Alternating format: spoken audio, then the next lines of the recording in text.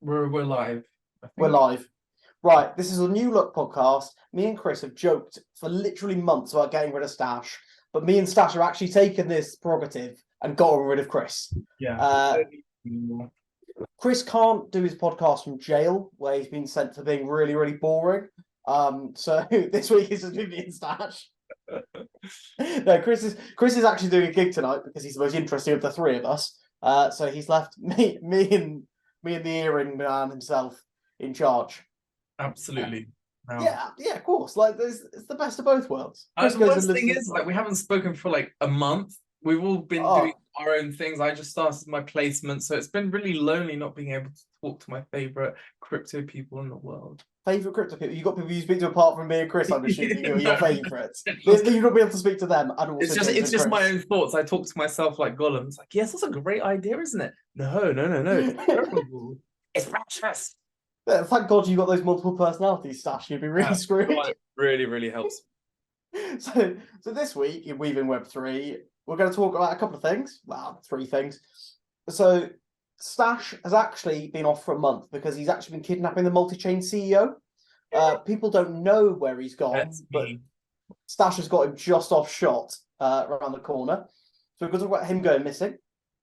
And then in the world of the made-up reality in my head, where we've ousted Chris, and Chris is actually a rock star, we're going to be talking about Apple's new VR headset. I can't remember what it's called. Vision Pro, I think. Vision It's something Pro. Vision Pro. I think it looks quite cool. I think it makes the metaverse stuff look very stupid, and it looks a lot more functional.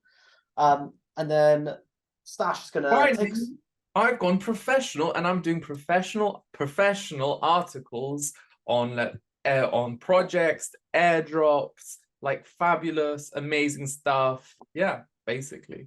Stanislaw Copa is now big time, and we'll be trying to get him on the show every now and then. But it's sort of like it's like trying to get hold of, like, I don't know, Joe Rogan or an Elon Musk. Like, it's just a big time, big time. Yeah. And it'll be like, this is a sponsored video, just to let you know. Yeah, Just that's ads comes up whenever your face like, comes on. hashtag sponsored by me with my millions. He said, right.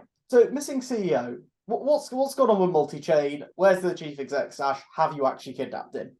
Yes, well, basically, multi-chain, for those who don't know, is used to be called AnySwap, which was basically the biggest, well, essentially holds one of the largest market share in bridging your assets from chain A to chain B. And often, multi-chain has been used for the really brand new chains and like new ecosystems starting up. And it recently, a few weeks ago, started failing, and the community haven't been able to get hold of the CEO, and apparently, oh god, I forgot who it was. Someone was arrested in China, I think. So, and some assets was frozen, taken, and then sold off, and the price dumped immediately, like 80-90%. Can I ask a question? When you say it stopped working, do you mean people would put in ETH to swap to Solana and they wouldn't get their SOL, or just you couldn't execute the Yeah, contract? so for example, you were going to bridge ETH from this isn't exactly what happened, but from Ethereum to Arbitrum. Mhm. It didn't process it, it didn't work there, and in order to like reset and make some changes in the routers, bugs, whatever, they needed the CEO's like permission, probably like some kind of transaction, probably because it's like a multi-sig wallet, and in order to approve things, you require someone else's signature on it, and nothing. Okay. Dead silence from the CEO. So basically, people can't move their funds. And if there's one project, let's say there's 50 million stuck on one chain, but there's only one provider to get your liquidity on there. Your 50 million in that ecosystem is worth zero now. It's really interesting, isn't it? Because they can't, the owners of multi-chain can't draw your currency. No, But but it's like you're relying on a third party to process the transaction for you. But what they could do, presumably, is, so say, for example, right, there's a load of ETH sat on there and people want Solana, and there was only a certain amount of supply of Solana and it kept getting used up. People would presumably drop the value of ETH they were happy to trade for Solana. Do you know what I mean? Would they lower the amount? So basically you can't exchange, because basically the way bridges work there's, let's say, routers which Mhm. route your money from X chain. So with multi-chain, they have their own tokens. So the problem with these kind of things is you're relying on their native token. So the ETH, the multi-chain token on, so this is how it works. You have one ETH, let's say, it gets converted to multi-chain, then that multi-chain is converted from the ETH chain to the, you get the representative portion on the Arbitrum chain, and then that multi-chain is converted back into ETH.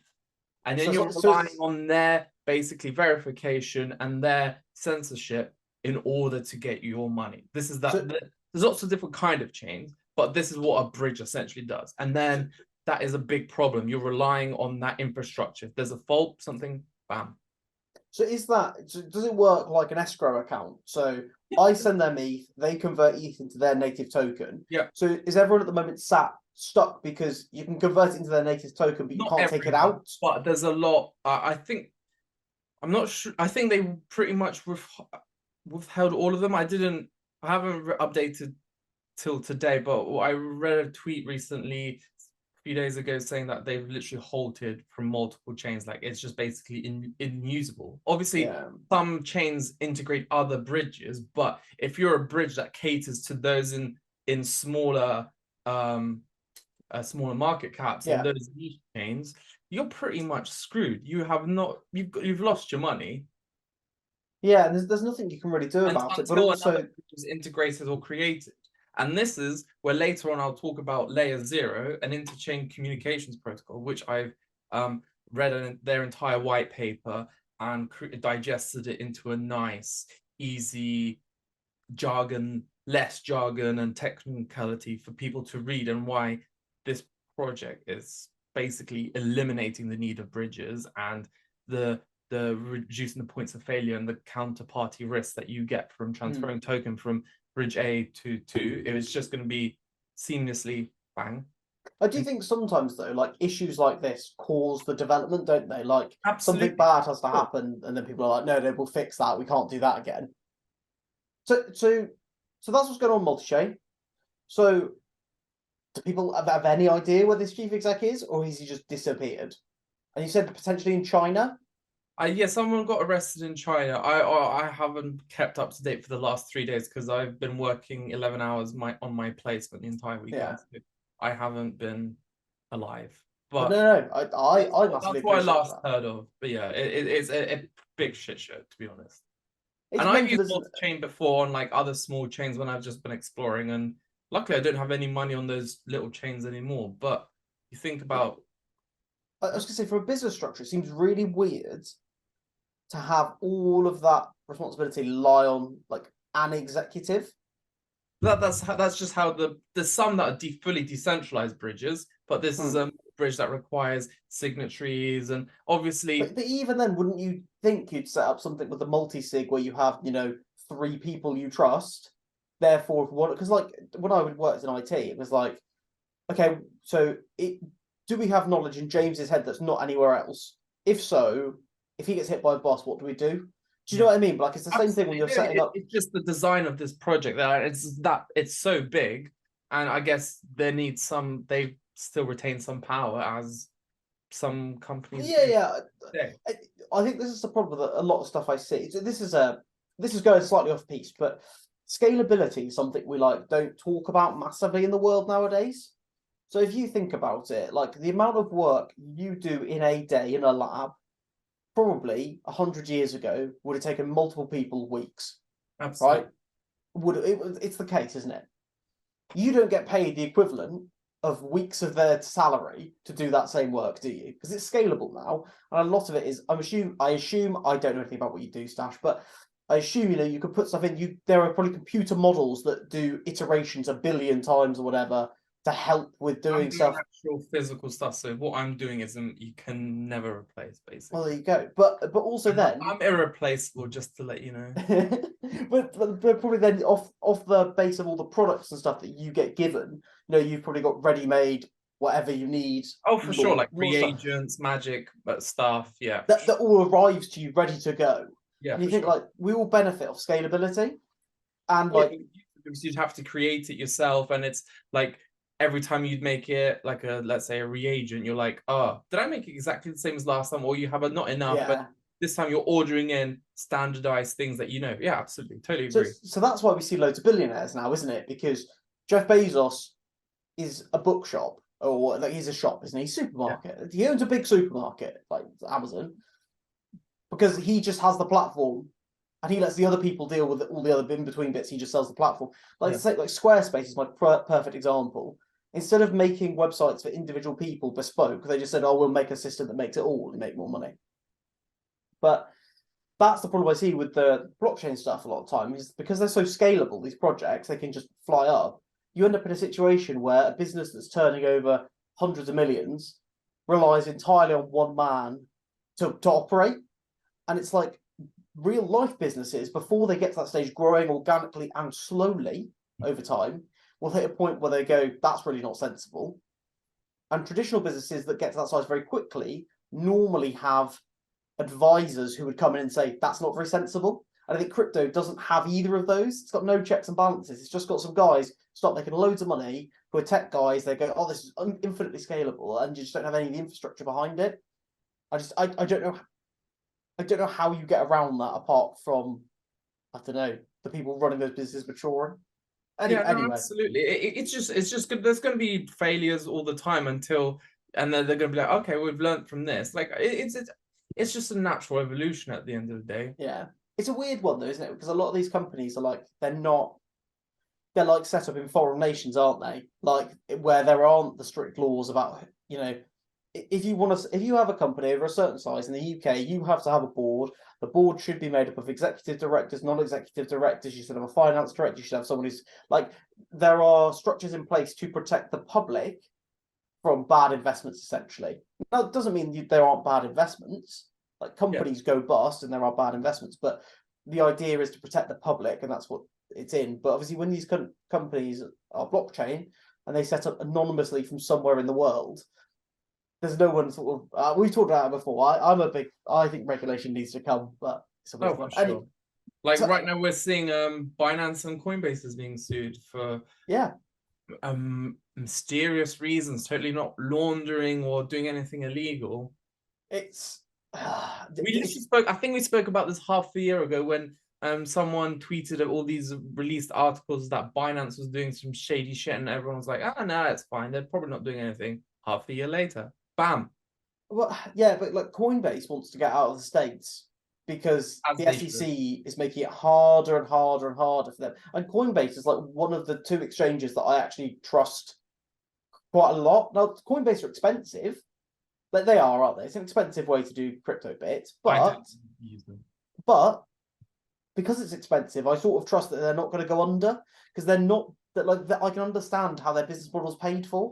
So Yeah, actually, we charge a lot of fees, and therefore we do everything in the States, regulation and stuff. Whereas these companies that offer like massive returns and no fees, it's like, how are you doing this? Like, how does your back end work?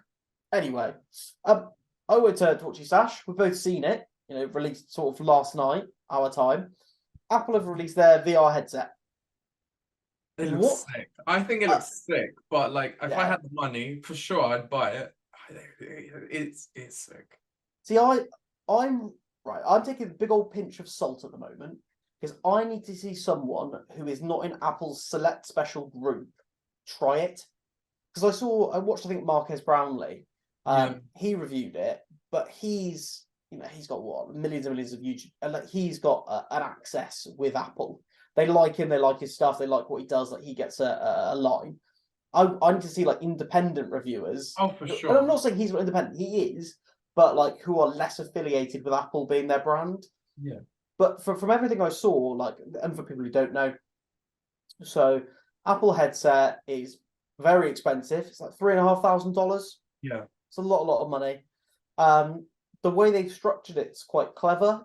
It does eye tracking, so you have hand gestures like a pinch or a drag, various things like that with your hands, and the headset will just monitor what your hands are doing and what your eyes are doing, and you can select certain things, and it essentially allows you, it's augmented reality rather than virtual reality.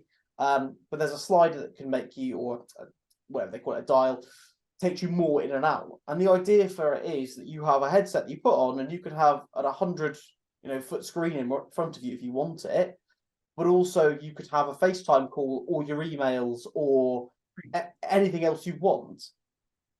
And I feel like a lot great for like a work at home scenario. Like I just want to say, sorry, I didn't mean to cut you off, but this product's either going to make or break the entire VR industry. Like from a perspective, yeah, the Facebook one is accessible, but if Apple succeeds, like Facebook's basic, like Oculus is out the toilet. Like people rather choose like it straight away. It just looks amazing. Like especially if I entered the room and you were on it, it would automatically detect that and put you in my view as if someone's coming in, and that's just straight away. That's like intelligent design. Like I think it could be pretty big. The big deal breaker for me with it, or the big thing that I think is really good, is that it is the computer. You know, like a lot of them, it's like you need to connect to your PC. And like I get it's really expensive, but the M series chips they're producing are nuts. It's phenomenal. Like their laptop, like I don't know if you've seen like their new laptops. I've got an laptop. And how long does your battery last? 18 hours? Like, do you know what I mean? They just sit and go because they just there or sip on a bit of battery. But like that's what you want from electronics nowadays. Like I've got like an old Dell XPS. It must be maybe 10 years old now. But that thing chugs a battery like you wouldn't believe. And I don't know, I look at this new stuff and the way Apple's going, and I saw that VR headset and I thought, the tech looks really good. Apple tend to be very slick with the hardware, but the thing they kill on is integrating all their software into it. Absolutely. It looks really thought out, and I go, that product is not for everyone. It absolutely isn't for everyone, but neither is their top spec monitor. Neither is their top spec other stuff. So maybe this isn't the product for me and you, because spending $3,000 on a headset's a bit nuts. Maybe next bull market I'll be wearing it. Oh my god, we could do the podcast while if it's got like Oh yeah. Have you seen what they do for your face in there? Yeah. So you scan your face with an iPhone, then it does an augmented reality of your face when you talk to people on FaceTime and follows your facial expressions. It's nuts. It's like I say, I don't want to get too hyped about it because I want to see, but I think if there is ever a cool metaverse like that, because there's so many out there. Once next bull market, if there is a really cool one, we should do like an episode in virtual reality if we can. Well, it's I think the idea of stuff like that for me is awesome. And I know some people might think, oh, this is really depressing, whatever, right? But you could have a cinema room in every house. Like people are like, oh, the cinema rooms are for the ultra wealthy, but no, like have an armchair, have some popcorn, sit down, put your VR headset on, sit in front of a 1,000-foot screen or whatever, 100-foot screen, whatever it is, in full things. I saw one thing that they talked about, which was you could put the headset on and you could do a recording. It will record 360, right? Pretty much 360. I think I can't remember how much it did, but like a wide angle. And the way they showed that was like a kid's birthday party. But the dad was like wearing it recording. And I was like, that's weird. No one wants to do that. But I also thought, I was like, how cool would it be if you could go on your holiday, right? And you go to somewhere like the Grand Canyon. You pop it on and you do a video and you can take it back to your granddad who's in a wheelchair at home. Yeah. Right? Who'd have loved to see that. And you can put it on his head and in 4K, he can look around the Grand Canyon from your perspective. Yeah, like I thought it was weird they did a birthday party when they could have done that. Well, next time, tell them, Apple, Apple, did you hear that? We've came up with it here. Listen up, Apple. You don't know anything about advertising, but do you know what I mean? Like, I think there are like things like that which look a bit funny. Like, you're probably not going to record a kid's birthday with the thing on your head, but for taking 10 minutes, putting it on, showing people around. Yeah, those are the holiday pictures I'll actually look at. Stash. Absolutely. Don't show me 7 pictures of the coast. If I can strap me in and I can be there, quality, absolute quality. I can always think for another thing that you could. Oh, Stash. Sorry, I just had to immediately went there. You'll go. That's a big crack. No, that's but Grand Canyon. There. I think that there's a lot of big money we could make in that. We should kind of maybe have get in contact with Lydia, who we from Zebu. Yeah, we got an idea. I'm sure that's a product that already exists. But no, I saw it and I thought this looks shit hot. Like, it looks really good, really well implemented, stylish, cool. Yes, it's really expensive, but it's gonna be.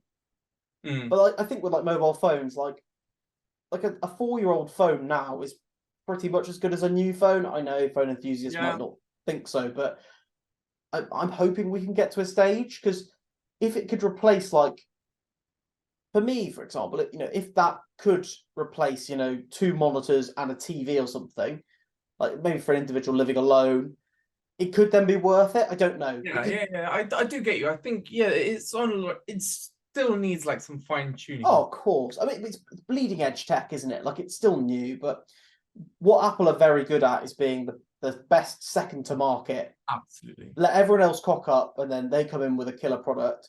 I've seen some people don't like the fact there's a tether on it, so the battery's not in it. But I also thought, I don't know if the battery is detachable, because if it is, I would then think that was a plus for me. If you could have multiple batteries and you could plug them in. But again, like, the M2 chips are pretty light on the battery, so I don't know how much it'll use. Anyway, that's not so much weaving Web3, but that is a tech product, and I also just think it's going to kill. It is very Web3, I think, because it's AR, VR. It was Metaverse, essentially. But I do think, right, when you look at like metaverse, like, oh, we bought this property in the metaverse, whatever. To me, that's a load of crap. Yeah, that is. I just think it's rubbish. But if you could buy an Apple thing that was a high quality world, that you could say, would you like to come in and have a look? And people have got their headsets on and they can go and see all your stuff. I think it's a different game. Do you know what I mean? That's a whole different thing. I mean, how mad did people go on Animal Crossing during COVID? Madness. Like, could you imagine you put in your VR headset and you go and visit your friend's island, and it's all farmer. You're like, all right, meat lover, I'm gonna farm your farm. Me and Stash didn't play it, but you can maybe tell. It's probably like Farmville, right? Yeah. Oh, exactly. Yeah, that's what 2006 Facebook Farmville Stash is exactly the same. Right, that's enough about me fanboying Apple, despite only owning like 2 Apple products. Although, to be fair, I love my AirPods Pros. They are seamless with my iPhone. I used to have some Sonys that cost the same amount of money with an Android, and I had my Sonys with an iPhone. Yeah. And both times they were just a bit of a hassle, whereas the AirPod Pros were just, chef's kiss, delicious. Mwah. Right, enough Apple fanboying, Stash. Yeah. Tell me about some LayerZeros. So right, LayerZero. This is part of my new era where I'm going more professional, because I've been looking at jobs and like applying for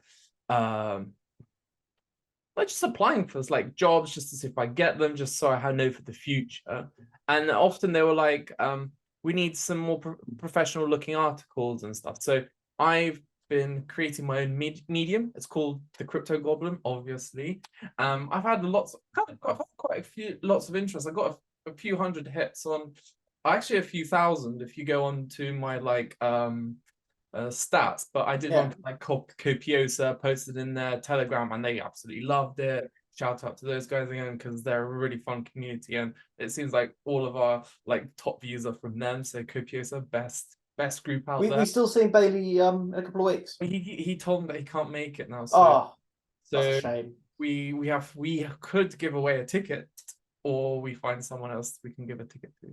Oh, we'll discuss that in a bit. Tell me what you medium. So basically, so the multi-chain, other bridges, because you're relying on them. But what basically LayerZero is an interconnecting protocol which uses 2 independent entities. So you're not relying on the multi-chain to converting your token from chain A to its tokens, and doing that to chain B. So basically you have your oracle, let's say Chainlink, which feeds data constantly.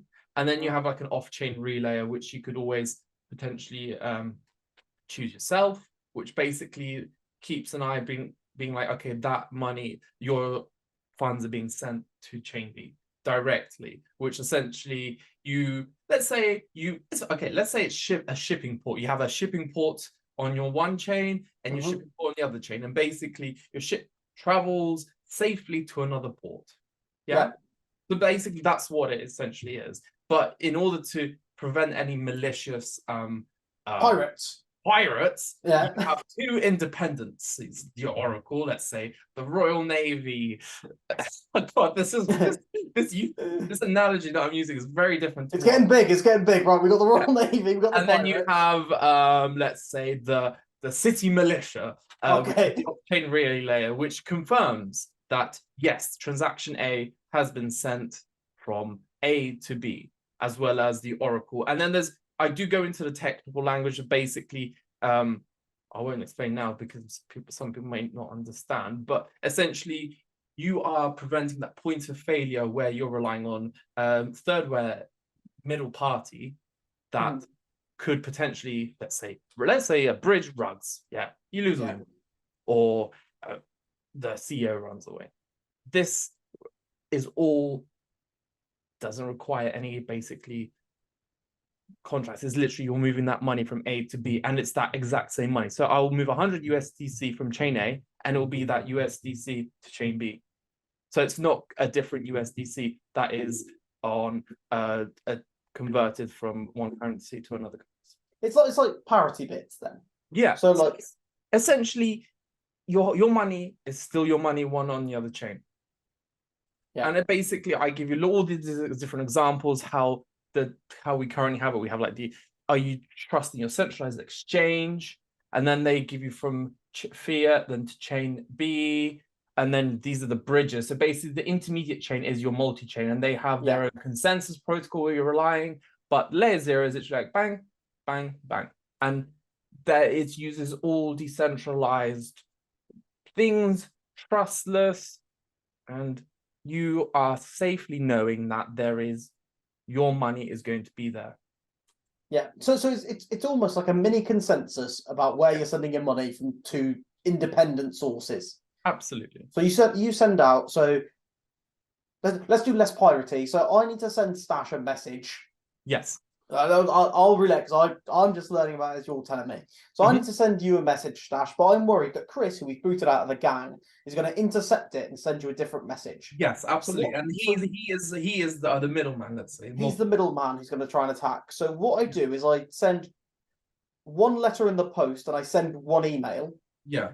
And it says in both, you should receive an exact same copy of this. Yeah. So that when you receive the hacked email, you go, well, it isn't the same as the letter. Therefore, something's happened and gone wrong, and you reject the letter. Yeah, and then this is why the independence is so important, is that it prevents maliciously, if they were both controlled by the same entity, they could fabricate saying, yes, we gave you your money on chain B, but actually they didn't. Yeah, I'm with you. And then I also talk about, especially for LayerZero, there's been a token rumored, well, not rumored anymore, but there will be a token, and the way to participate in it is by using these bridges, integration, using protocols that already use that are now built on top of LayerZero to potentially get an airdrop. Yeah, and I do simple tutorials, but as well as for those who actually want to learn, I do like the full tech, read their entire 50-page white paper into, let's say, a 5-pager, which is everything that you need to know to start kind of getting your way through, basically. I think that's great, mate. Honestly. And I list. Bravo! It looks absolute quality as well. Thank you. I just honestly, I'm massively admiring your passion and the quality of work you're doing. It's smashing. Sir. And I'll be sure to extol all your virtues when we're in Germany. Yeah, I can't wait. Oh, this is gonna be so sick. I'm gonna pick up your shirt as well tomorrow on the Monday. Smashing. Days. Yeah. No, killer.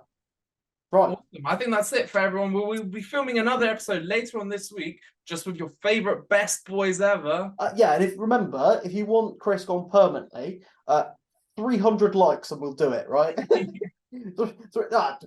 likes. Yeah, 3 likes.